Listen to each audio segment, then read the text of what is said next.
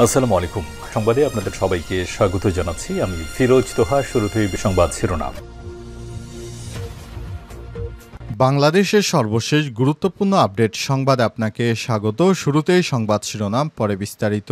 প্রথমে জানাবো, আওয়ামী লীগ নিষিদ্ধের দাবিতে মঞ্চের সামনে বিক্ষোভকারীদের অবস্থান। আওয়ামী লীগ নিষিদ্ধের দাবিতে অন্তর্বর্তীকালীন সরকারের প্রধান উপদেষ্টার বাসভবন যমুনার সামনে থেকে সরে গিয়ে গণজমায়েত মঞ্চের সামনে অবস্থান নিয়েছে বিক্ষোভকারীরা। আজ দুপুর থেকেই তারা মিছিল নিয়ে যমুনার পাশে ও ইন্টারকন্টিনেন্টাল হোটেলের পাশে ফোয়ারার সামনে গিয়ে বিক্ষোভ করছেন। আওয়ামী লীগ নিষিদ্ধের দাবিতে নানা স্লোগান দিচ্ছেন তারা। পরে মঞ্চের সামনেই তারা জুমার নামাজ আদায় করেন। তারা বলেছেন, আওয়ামী লীগ নিষিদ্ধ যতক্ষণ পর্যন্ত না হচ্ছে আমরা রাজপথ ছাড়ব না। জানাবো, আলহামদুলিল্লাহ, ভারতের ৭৭টি ড্রোন গুলি করে ধ্বংস করল পাকিস্তান। পাকিস্তানের পাঞ্জাবের কয়েকটি জেলায় শুক্রবার আরও নতুন করে ৬টি ড্রোন গুলি করে নামিয়েছে পাকিস্তানের নিরাপত্তা বাহিনী। নিরাপত্তা এবং মিলিটারি সূত্রের বরাতে দেশটির গণমাধ্যম সামা টিভি জানিয়েছে, এ নিয়ে ভারতের ৭৭টি ড্রোন ধ্বংস করেছে পাকিস্তান, যার মধ্যে রয়েছে ইসরায়েল নির্মিত অন্তত ৬টি ড্রোন। এরপর জানাবো, ভারতের ১৫ শহরে হামলা চালিয়েছে পাকিস্তান। ভারতের অন্তত ১৫টি শহরে সামরিক স্থাপনাকে লক্ষ্য করে ক্ষেপণাস্ত্র ও ড্রোন হামলার চেষ্টা চালিয়েছে পাকিস্তান। এ বিষয়ে ভারতের প্রতিরক্ষা মন্ত্রণালয় জানিয়েছে, গত ৭ থেকে ৮ মে রাতব্যাপী পাকিস্তান হামলা করে আজও তাদের হামলা অব্যাহত রয়েছে। এদিকে ধর্মশালায় বোমার ভয়ে আতঙ্কিত আইপিএল চিয়ারলিডারের ভিডিও ভাইরাল। ভারতের ধর্মশালার মতো শান্ত শহরে এক রাতেই যেন পরিণত হলো আতঙ্কের নগরীতে। আইপিএলের ২০২৫-এর ম্যাচে যখন পাঞ্জাব কিংস দিল্লি ক্যাপিটালের খেলা চলছিল, তখনই হঠাৎ বন্ধ হয়ে যায় স্টেডিয়ামের আলো। খেলা থেমে যায় মাঝপথেই এবং সেখানে বোমার আতঙ্ক ছড়িয়ে পড়ে। এ বিষয়ে গুরুত্বপূর্ণ সংবাদ জানাবো, সঙ্গেই থাকুন। এবারে জানাবো, ড্রোন হামলায় মস্কোর সব বিমানবন্দর বন্ধ। ইউক্রেন মস্কোর দিকে রাতভর ড্রোন হামলা চালিয়েছে বলে দাবি করেছে রাশিয়া। এ কারণে মস্কোর 4টি বড় বিমানবন্দর বন্ধ রাখা হয়েছে, যাতে মানুষ নিরাপদে থাকতে পারে। প্রিয় দর্শক, এতক্ষণ শুনছিলেন সংবাদ শিরোনাম, এবারে বিস্তারিত। তবে তার আগে বন্ধুরা, অনুরোধ থাকবে এই সংবাদটিতে একটি লাইক দিন। এই চ্যানেল আপনি নতুন হয়ে থাকলে আমাদের সংবাদটি দেখতে দেখতে চ্যানেলটি সাবস্ক্রাইব করে রাখুন। কমেন্ট করে বন্ধুরা আপনার মূল্যবান মতামত জানিয়ে দিন আপনি বিশ্বের কোন দেশ থেকে বা বাংলাদেশের কোন স্থান থেকে আমাদের সংবাদটি দেখছেন এবং শুনছেন। আর বন্ধুরা, গাজা যুদ্ধে আপনি যদি নিরীহ ফিলিস্তিনিদের ভালোবেসে থাকেন, কমেন্টে ইয়েস লিখে বিশ্ববাসীকে জানিয়ে দিন। সংবাদটি আপনার সোশ্যাল মিডিয়া ফেসবুকে বন্ধুদের মাঝেও শেয়ার করে দিন। এবারে বিস্তারিত। আওয়ামী লীগ নিষিদ্ধের দাবিতে মঞ্চের সামনে বিক্ষোভকারীদের অবস্থান।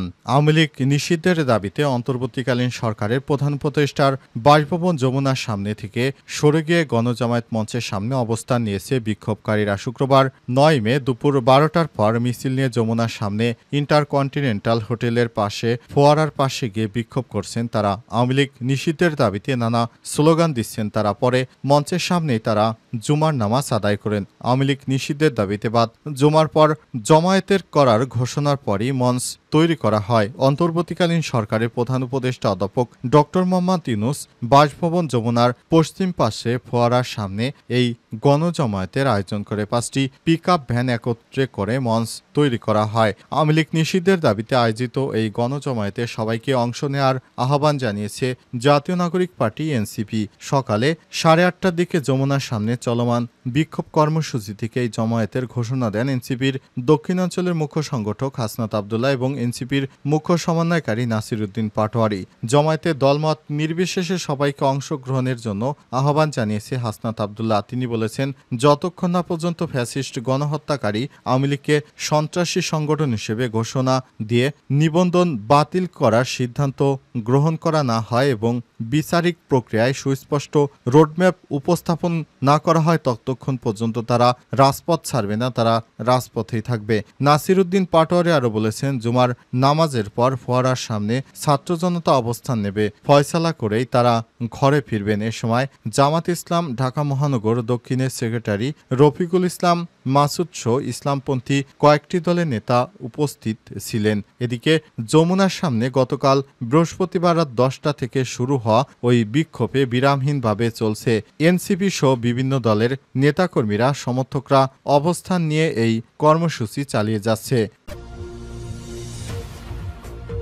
ভারতের ৭৭টি ড্রোন গুলি করে নামিয়েছে পাকিস্তান। পাকিস্তানের পাঞ্জাবের কয়েকটি জেলায় শুক্রবার আরও ৬টি ড্রোন গুলি করে নামিয়েছে পাকিস্তানের নিরাপত্তা বাহিনী। নিরাপত্তা এবং মিলিটারি সূত্রের বরাতে দেশটির গণমাধ্যম সামা টিভি জানিয়েছে, এ নিয়ে ভারতের ৭৭টি ড্রোন ধ্বংস করেছে পাকিস্তান, যার মধ্যে রয়েছে ইসরায়েল নির্মিত ৬টি ড্রোন। পাকিস্তানের সামরিক কর্মকর্তারা জানিয়েছে, বৃহস্পতিবার দেশের বিভিন্ন এলাকায় ভারতের ৬টি ড্রোন গুলি করে নামানো হয়েছে। আজ আরও ৬টি ড্রোন দেশটির ৩টি শহরে ৬টি ইসরায়েল নির্মিত ড্রোন ভূপাতিত করা হয়েছে বলে জানিয়েছে জিও নিউজ। নিরাপত্তা সূত্রের বরাতে গণমাধ্যমটি বলছে, পাকিস্তানের বেহারি, পাকপত্তন এবং ওয়াকারায় ৬টি ইসরায়েল নির্মিত ভারতীয় ড্রোন ভূপাতিত করা হয়েছে। বেহারিতে একটি, পাকপত্তনে একটি এবং ওয়াকারায় 4টি ড্রোন ভূপাতিত করা হয়েছে। সূত্র অনুসারে এখন পর্যন্ত মোট ৭৭টি শত্রু ড্রোন ধ্বংস করা হয়েছে। স্থানীয় পুলিশ জানিয়েছে, এসব ড্রোন আক্রমণ চালানোর আগেই ভূপাতিত করা হয়েছে। পাকিস্তানের একজন পুলিশ কর্মকর্তা বলেছে, আকাশে থাকা অবস্থাতেই ড্রোনগুলোকে গুলি করে নামানো হয়েছে।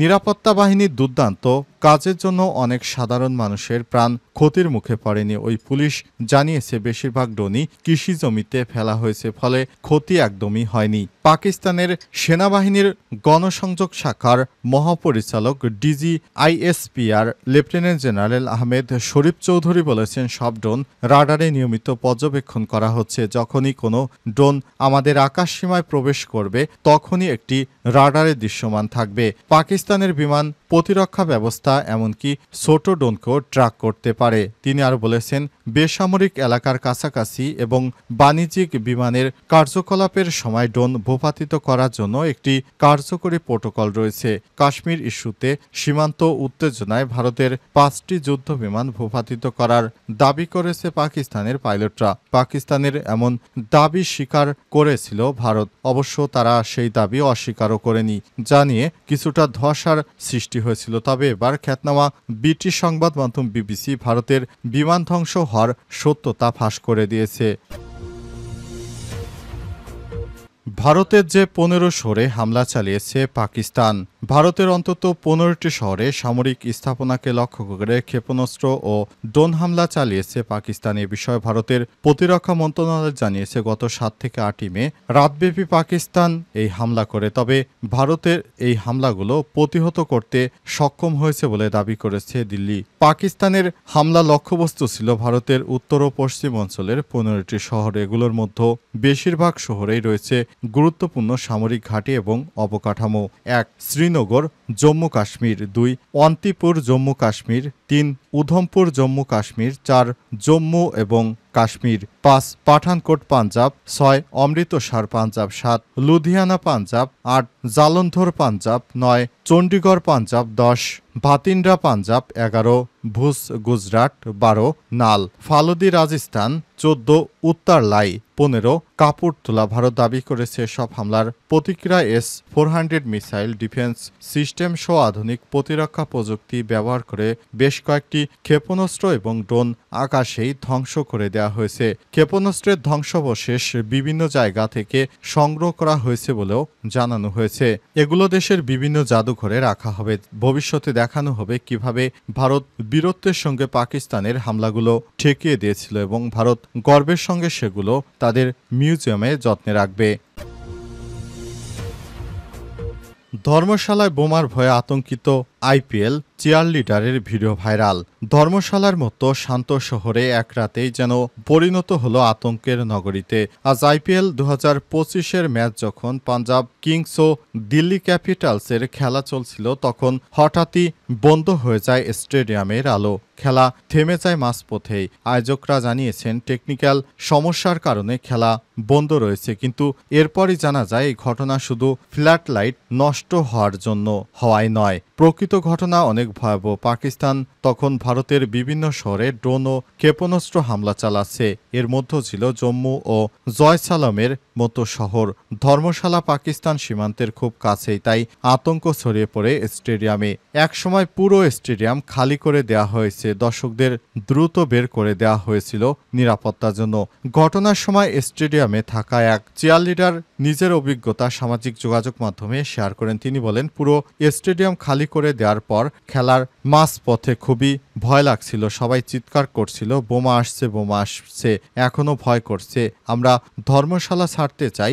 আশা করি আইপিএল আমাদের দেখভাল করবে। আমি জানি না কেন কাঁদছি না, হয়তো আমি এখনো শকে আছি। ধর্মশালার বিমানবন্দরে বেসামরিক ফ্লাইটের জন্য বন্ধ হয়ে যাওয়া খেলোয়াড়, কোচ, চিয়ারলিডার এবং সম্প্রচার দলের সদস্যরা সেখানেই আটকে পড়েন। পরে বিসিসিআইয়ের বিশেষ ট্রেনের ব্যবস্থা করে তাদের দিল্লি পৌঁছানোর ব্যবস্থা করা হয়। এরপরই তারা ভারত ত্যাগ করেছে।